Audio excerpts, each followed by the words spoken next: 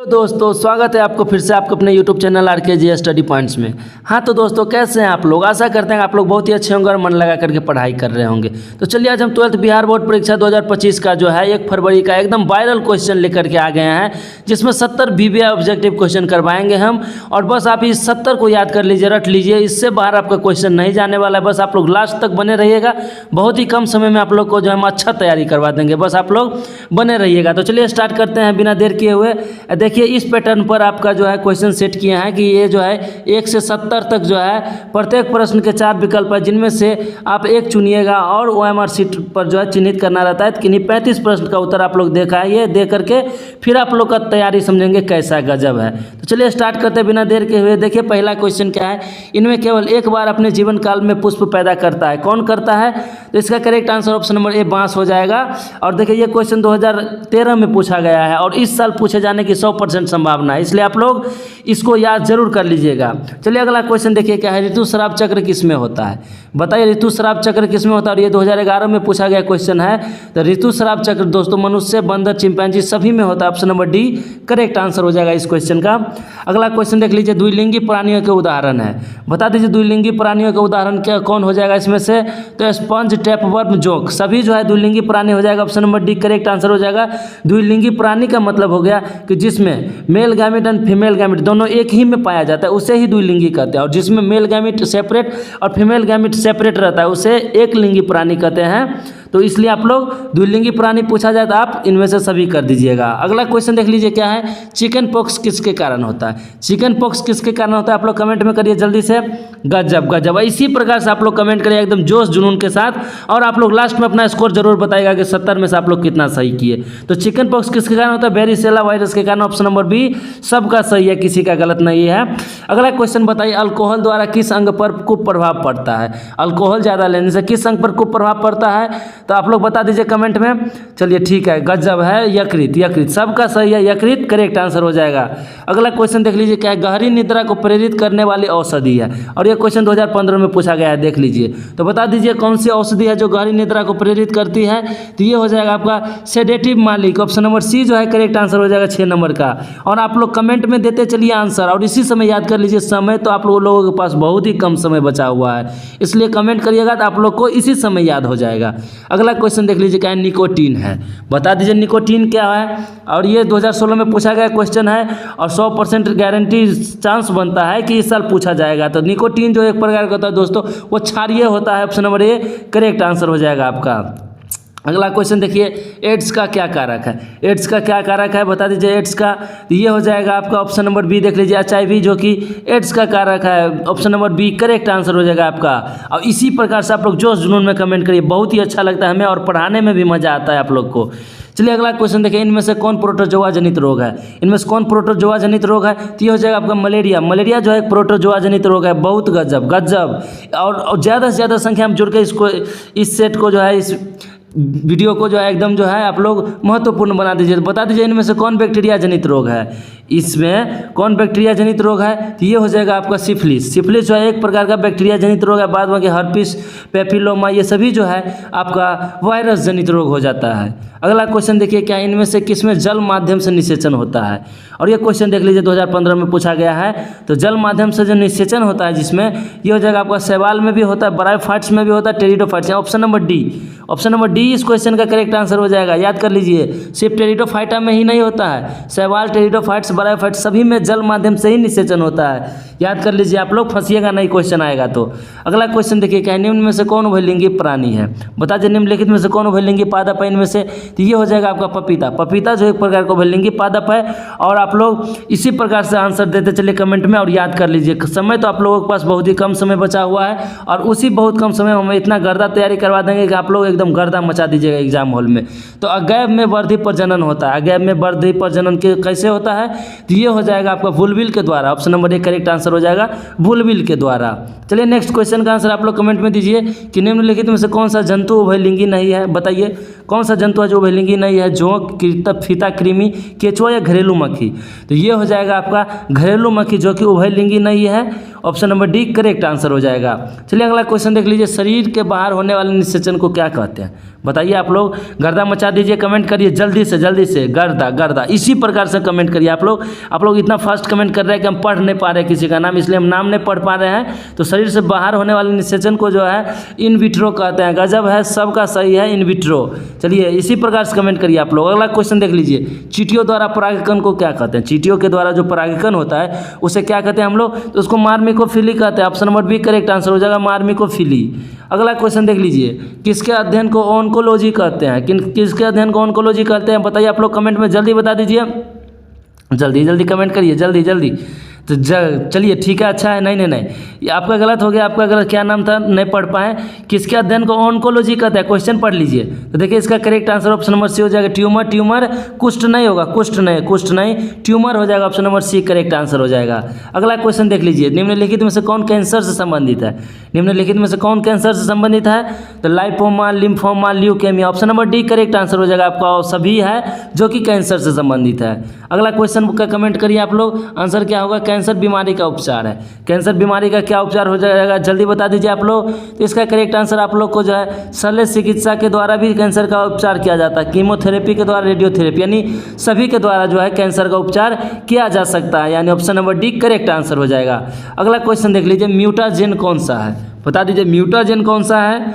तो आपका म्यूटाजेन जो हो जाएगा वो हो जाएगा आपका एक्सरे, रेडियो एक्टिव किरण, सरसों गैस, सभी। Option number D correct answer हो जाएगा, सभी जो है एक म्यूटाजेन है। दोस्तों याद कर लीजिए, बहुत ही वीवीआई क्वेश्चन सभी है। एक भी क्वेश्चन स्किप कर रहे हैं आप तो आपको एग्जाम हॉल में जो है मिस करना पड़ेगा क्वेश्चन। चलिए अगला क्वेश्चन देख लीजिए, निम्नलिखित में से संवेद मंदक पदार्थ है। संवेद मंदक पदार्थ कौन सा हो जाएगा? तो ये हो जाएगा आपका ऑप्शन नंबर ए, तंबाकू, जो कि एक प्रकार का संवेद मंदक पदार्थ हो जाता है। दोस्तों अगला क्वेश्चन देख लीजिए, मुकुलन द्वारा जनन किस में होता है? बता दीजिए मुकुलन द्वारा जनन किस में होता है? तो ये हो जाएगा आपका ईस्ट में। ईस्ट में जो मुकुलन द्वारा जनन होता है, ऑप्शन नंबर ए जो है करेक्ट आंसर हो जाएगा आपका, मुकुलन द्वारा जो जनन होगा ईस्ट में ही होगा। अगला क्वेश्चन देख लीजिए, मानव युग्मकों में गुणसूत्रों की संख्या कितनी होती है? चलिए कमेंट में करिए आप लोग जल्दी। अगर पूछा जाए कि मानव युग्मकों में गुणसूत्रों की संख्या कितनी होती है तो 46 आप लोग करिएगा कमेंट। ऑप्शन नंबर डी सबका सही है। 23 पेयर उसका भी सही है, जो 23 पेयर कमेंट कर रहे हैं आपका भी सही है, और 46 जो कमेंट कर रहे हैं उसका भी सही है। चलिए इसी प्रकार से आप लोग का तैयारी होना चाहिए। 2 प्रकार से क्वेश्चन को याद करके रखिएगा जब। अगला क्वेश्चन देख लीजिए, अंड प्रजनक है। अंड प्रजनक है, क्या हो जाएगा? तो अंड प्रजनक आपका हो जाएगा option number D correct answer हो जाएगा। सांप भी अंडा देता है, मुर्गी भी अंडा, मगरमच्छ भी अंडा देता है, इसलिए option number D correct answer हो जाएगा इस क्वेश्चन का। अगला क्वेश्चन देखिए, द्विगुणित है। बता दीजिए द्विगुणित है, कौन हो जाएगा द्विगुणित? तो अंड और पराग युग्मनज, तो ऑप्शन नंबर डी देखा जाए तो आपका द्विगुणित युग्मनज हो जाएगा। Option number D correct answer हो जाएगा। ये जो है टाइपिंग मिसफील्डिंग है, युग्मनज जो है द्विगुणित हो जाएगा। अगला क्वेश्चन देखिए क्या है, शुक्राणु जनन का नियंत्रण किसके द्वारा होता है? बता दीजिए शुक्राणु जनन का नियंत्रण किसके द्वारा होता है? तो आपका एंड्रोजन के द्वारा होता है। Option number C correct answer हो जाएगा, एंड्रोजन के द्वारा। बस इसी प्रकार से आप लोग का तैयारी होना चाहिए। कमेंट करते चले, कमेंट नहीं रुकना चाहिए। हाउ टू जोश, एकदम जोश में रहिए आप लोग, देखेंगे आप लोग का जोश कैसा है। तो हार्मोन जो मासिक चक्र से संबंधित है, बताइए कौन सा हार्मोन है जो मासिक चक्र से संबंधित है? तो ये हो जाएगा आपका ऑप्शन नंबर डी देख लीजिए, TCH जो है एक मासिक चक्र से संबंधित हार्मोन है। दोस्तों अगला क्वेश्चन देख लीजिए क्या है, मनुष्य में गर्भाधान की अवधि कितने दिनों में है? बताइए मनुष्य में गर्भाधान की अवधि कितने दिनों के होते हैं? तो ये हो जाएगा आपका ऑप्शन नंबर डी 2705 यानी 2705 करेक्ट आंसर हो जाएगा आपका 28 नंबर का। अगला क्वेश्चन देख लीजिए, वृषण थैली किससे संबंधित है? बताइए वृषण थैली जो है ये किससे संबंधित है? तो ये आपका वृषण से संबंधित हो जाएगा। वृषण थैली है तो वृषण से संबंधित हो जाएगा। Option number C correct answer. एकदम इजी क्वेश्चन है, आप लोग इसी प्रकार से बने रहिए। और इजी एकदम हार्ड कुछ नहीं, सभी क्वेश्चन एकदम इजी है, बस ये रिवीजन है। हम सभी क्वेश्चन आप लोग को पहले ही करवा चुके हैं। आप लोग जो है रिवीजन क्लास जरूर ज्वाइन कीजिए और एकदम तैयारी गर्दा कर लीजिए। तो कौन सहायक जनन ग्रंथि है? बता दीजिए इनमें से कौन सहायक जनन ग्रंथि है? तो शुक्राशय ग्रंथि, प्रोस्टेट ग्रंथि, कॉपर ग्रंथि, ये सभी जो है शुक्राशय ग्रंथि है। ऑप्शन नंबर डी 30 नंबर का सही आंसर हो जाएगा। अगला क्वेश्चन देखिए, स्तनपायी जीवों में नर हार्मोन की उत्पत्ति कहाँ होती है? बता दीजिए स्तनपायी जीवों में नर हार्मोन की उत्पत्ति कहाँ होती है? तो ये हो जाएगा आपका अंडकोश में। Option number B correct answer हो जाएगा, अंडकोश में। अगला क्वेश्चन देखिए, क्या है निम्नलिखित में से अल्पाकलिक जो है अंतःस्रावी ग्रंथि का कार्य क्या होता है? क्या कार्य होता है इसका कार्य होता है कॉपर्स लुटियम जो है, कॉपर्स लुटियम इसी का कार्य होता है। Option number D correct answer हो जाएगा। अगला क्वेश्चन देखिए, कि अंडवाहिनी का अंतिम भाग कहलाता है? बताइए अंडवाहिनी का अंतिम भाग, आप लोग कमेंट में करिए तो जल्दी से। चलिए सबका सही है, किसी का गलत नहीं है, सबका सही है, सबका नहीं, एम्पुला नहीं होगा, इस्तेमस हो जाएगा। ऑप्शन नंबर एक करेक्ट आंसर हो जाएगा। चलिए मैक्सिमम का सही था, और जिस भी हम 2-4 का गलत भी आ रहा है आंसर, तो आप लोग एकदम टेंशन चिंता की बात नहीं है। आप लोग कमेंट करिए और याद कर लीजिए। अब टाइम आप लोगों के पास है ही नहीं, इसलिए आप लोग अभी ही याद कर लीजिए। अगला क्वेश्चन देख लीजिए, योनि द्वारा प्रायः एक पतली झिल्ली से ढका होता है जिसे कहते हैं? योनि जो है एक पतली झिल्ली से ढका रहता है, उसे क्या कहते हैं? तो ये हो जाएगा आपका hymen. Option number D correct answer हो जाएगा। अगला क्वेश्चन देख लीजिए, भ्रूण की 16 कोशिकीय अवस्था कहलाती है? भ्रूण की 16 कोशिकीय अवस्था क्या कहलाती है? जल्दी बताइए कमेंट में आप लोग। तो गैस्ट्रूला कहलाता है। Option number D correct answer हो गैस्ट्रूला। इसी प्रकार से हम क्वेश्चन पढ़ने पाते, आप लोग कमेंट करने लगते हैं, बस इसी प्रकार से तैयारी देखना चाहते हैं आप लोग का। चलिए नेत्र लेंस बनता है, बता दीजिए नेत्र लेंस बनता है, यह एक्टोडर्म से बनता है। ऑप्शन नंबर एक करेक्ट आंसर हो जाएगा, एक्टोडर्म से बनता है। चलिए अगला क्वेश्चन का कमेंट में बताइए आंसर, कि विकसित शुक्राणु के पोषण किससे मिलता है? बता दीजिए विकसित शुक्राणु को जो है पोषण किससे मिलता है? आप लोग कमेंट में बताइए तो जल्दी से। चलिए गजब, इसी प्रकार से आप लोग कमेंट करिए, बहुत अच्छा लगता है कि आप लोग कमेंट में आंसर देते हैं। तो इसका करेक्ट आंसर आप लोग सबका सही है, सर्टोली कोशिका। Option number D correct answer हो जाएगा, सर्टोली कोशिका से पोषण मिलता है। गजब, सबका इसी प्रकार से तैयारी होना चाहिए। चलिए मानव वीर्य का पीएच बता दीजिए आप लोग कितना होता है? मानव वीर्य का पीएच कितना होता है? तो ये हो जाएगा आपका ऑप्शन नंबर सी जो है 7.3 से 7.5 अगर देखा जाए तो मानव वीर्य का पीएच मान रहता है। चलिए अगला क्वेश्चन देखिए, क्या है अंडे का जीवन काल होता है? अंडे का जीवन काल कितने समय का होता है? जल्दी बता दीजिए। तो ये 24 घंटे का होता है, 24 आवर का। दोस्तों याद कर लीजिए, अंडे का जीवन काल जो होता है 24 आवर का होता है। आप लोग मिस मत करिएगा, 12 घंटा मत लगाइएगा, 24 आवर का रहता है। अगला क्वेश्चन देख लीजिए, दुग्ध ग्रंथि किसका रूपांतरण है? बताए दुग्ध ग्रंथि जो है यह किसका रूपांतरण है? ये तेल ग्रंथि का रूपांतरण है। ऑप्शन नंबर एक करेक्ट आंसर हो जाएगा, तेल ग्रंथि का। चलिए अगला क्वेश्चन देख लीजिए, पुंकेसर कितने भागों में बटा होता है? बताइए पुंकेसर जो है कितने भागों में बटा रहता है? तो ये हो जाएगा आपका 3 भागों में, या option number C correct answer हो जाएगा। और हम जितने क्वेश्चन करवा रहे हैं वो बहुत भी आए हैं, हम बार बार कह रहे हैं कि एक भी क्वेश्चन अगर आप मिस कर रहे हैं तो आप पछताइएगा एग्जाम हॉल में, इसलिए आप लोग लास्ट तक बने रहिएगा। और इतना संख्या में आप लोग जुड़ चुके हैं, इतना अच्छा लग रहा है हमें, आप लोग इतना उत्सुक है पढ़ने के लिए कि पूछिए नहीं। तो बता दीजिए लघु बीजधानु की सबसे आंतरिक परत कौन सी है? बता दीजिए सबसे आंतरिक परत, तो ये टेपिटम यानी option number C correct answer हो जाएगा। और अपने दोस्त को भी शेयर कर दीजिए, और ज़्यादा से ज़्यादा संख्या में जुड़िए आप लोग, और इस क्लास को जो है महत्वपूर्ण बनाइए। तो पुष्प के नर जनन अंग को कहते हैं, पुष्प के नर जनन अंग को क्या कहते हैं? तो पुमंग कहते हैं दोस्तों। Option number B correct answer हो जाएगा। यही पूछता कि नर यानी नर जो तो है, अगर पूछता स्त्री के जनन अंग को कहते हैं तो जायांग हो जाता है। ऑप्शन नंबर एक करेक्ट आंसर हो जाता है आपका। चलिए अगला क्वेश्चन देखिए, क्या स्तनपान अनावर्त संबंधित है? बता दीजिए स्तनपान जो है अनावर्त जो है किससे संबंधित है? तो ये हो जाएगा आपका गर्भ निरोधन की अस्थायी विधि से। Option number A correct answer हो जाएगा आपका। अगला क्वेश्चन देख लीजिए, जनसंख्या का अध्ययन क्या कहलाता है? जनसंख्या का अध्ययन कमेंट में बताइए आप लोग। चलिए बहुत बढ़िया, इसी प्रकार से कमेंट आना चाहिए आप लोग का, बहुत बढ़िया लग रहा है। Demography option number D correct answer, demography सबका सही है, सबका किसी का गलत नहीं था। अगला क्वेश्चन देखिए, मानव जनसंख्या वृद्धि है, मानव जनसंख्या वृद्धि क्या हो जाएगा? तो ये हो जाएगा आपका स्थिर रहता है। Option number B correct answer हो जाएगा आपका। अगला क्वेश्चन देख लीजिए, मानव द्वारा कौन सी सबसे बड़ी कठिनता का सामना किया जा रहा है? बता दीजिए कौन सी सबसे बड़ी कठिनता का सामना किया जा रहा है मानव द्वारा? आप लोग बताइए, जल्दी से बता दीजिए तो कमेंट में। बहुत ही वीवीआई क्वेश्चन है, आज का वीवीआई क्वेश्चन है, तो गर्दा मचा दीजिए आप लोग। एकदम सही है ये जनसंख्या का विस्फोट का। ऑप्शन नंबर एक करेक्ट आंसर हो जाए, जनसंख्या विस्फोट का, सबका सही था। अगला क्वेश्चन देखिए, क्या है एक जो है क्रॉस में 1:1:1 का अनुपात क्या दर्शाता है? बताइए 1:2:1 का अनुपात क्या दर्शाता है एक क्रॉस में? तो ये हो जाएगा आपका जो है संलग्नता दर्शाता है। ऑप्शन नंबर सी संलग्नता को दर्शाता है। याद कर लीजिए। अगला क्वेश्चन देख लीजिए, इनमें से कौन सा रक्त समूह सार्वभौमिक रक्तदाता है? ये क्वेश्चन देखिए दोस्तों, हम कितना बार आप लोग को करा चुके हैं और ये क्वेश्चन आपके एग्जाम में पूछा ही जाएगा। यानी ओ जो ये सार्वभौमिक रक्तदाता ये सबको दे सकता है, यानी पूछा जाए ब्लड ग्रुप ओ सबको दे सकता है। ऑप्शन नंबर जो है डी करेक्ट आंसर हो जाएगा आपका। अगला क्वेश्चन देख लीजिए क्या अगला, अर्जित गुणों के वंशागति का सिद्धांत किनके द्वारा किया गया? अर्जित गुणों के वंशागति का सिद्धांत किनके द्वारा किया गया था? तो ये किया गया था लेमार्क के द्वारा। Option number B correct answer हो जाएगा। अगला क्वेश्चन देख लीजिए, एक संकरण क्रॉस का फिनोटाइपिक अनुपात क्या होता है? एक संकरण क्रॉस का फिनोटाइपिक अनुपात क्या होगा? जल्दी बता दीजिए।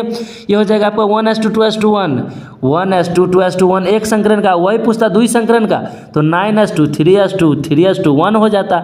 बस आप लोग जो है एकदम अलग डिफरेंट तरीका से याद कर लीजिए ताकि उस समय भूलिए ही नहीं जब क्वेश्चन इसको आपको एग्जाम हॉल में टकराए।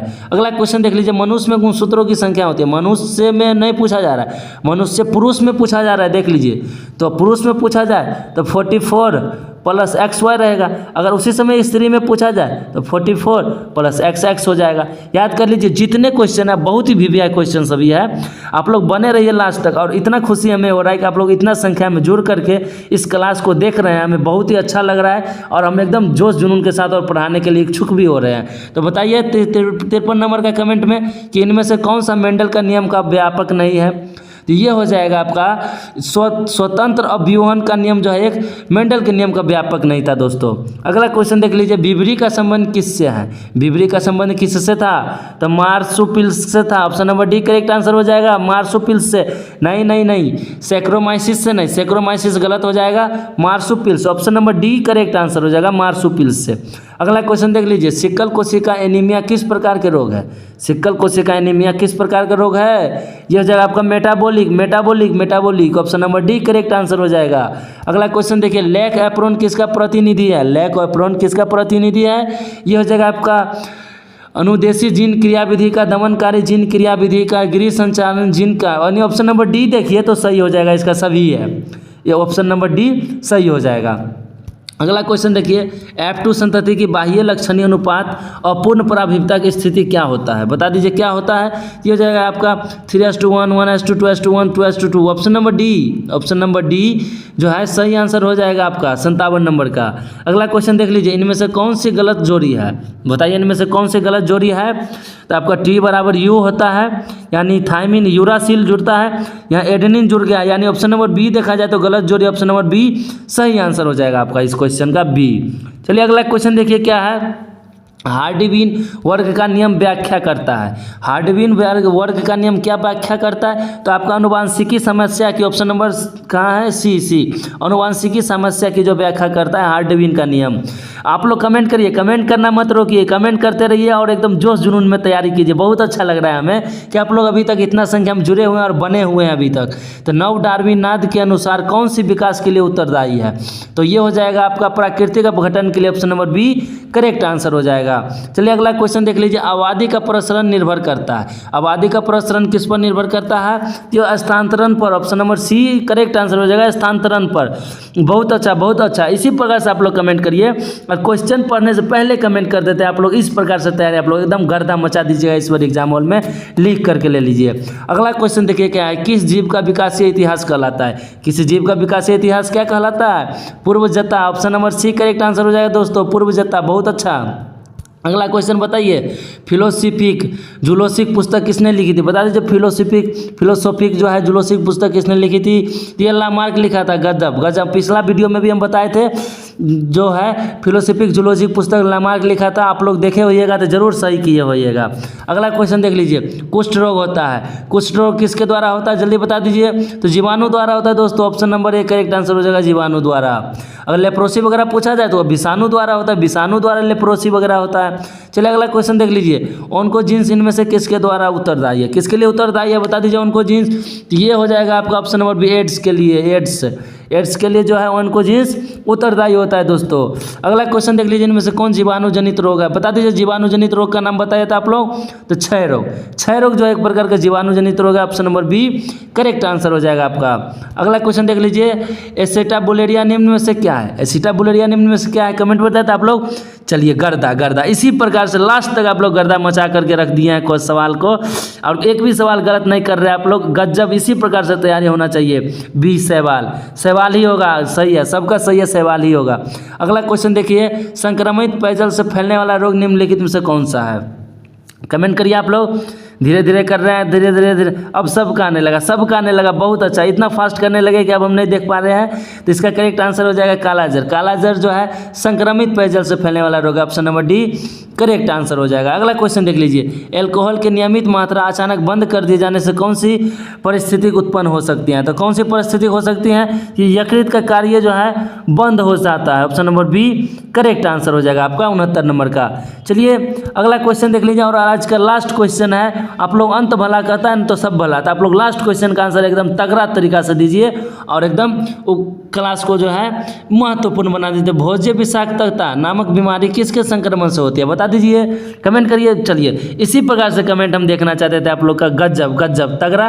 तो साल्मोनेला, ऑप्शन नंबर बी जो है करेक्ट आंसर हो जाएगा 70 का साल्मोनेला। तो सबसे पहले तो आप लोग बताइएगा कि आप लोग को यह क्लास कैसा लगा। अगर क्लास अच्छा लगा हो तो वीडियो को लाइक जरूर कर दीजिएगा। हमारे चैनल पर पहली बार है तो चैनल को सब्सक्राइब कर लीजिएगा। और आप लोग जो है एक बात नहीं भूलिएगा, आप लोग इसको अपना स्कोर 70 में से कितना सही किए ये कमेंट में जरूर बताइएगा और हम आपका रिप्लाई भी देंगे। तो चलिए दोस्तों, मिलते हैं नेक्स्ट वीडियो में नेक्स्ट टॉपिक के साथ। तब तक के लिए थैंक यू, बाय बाय।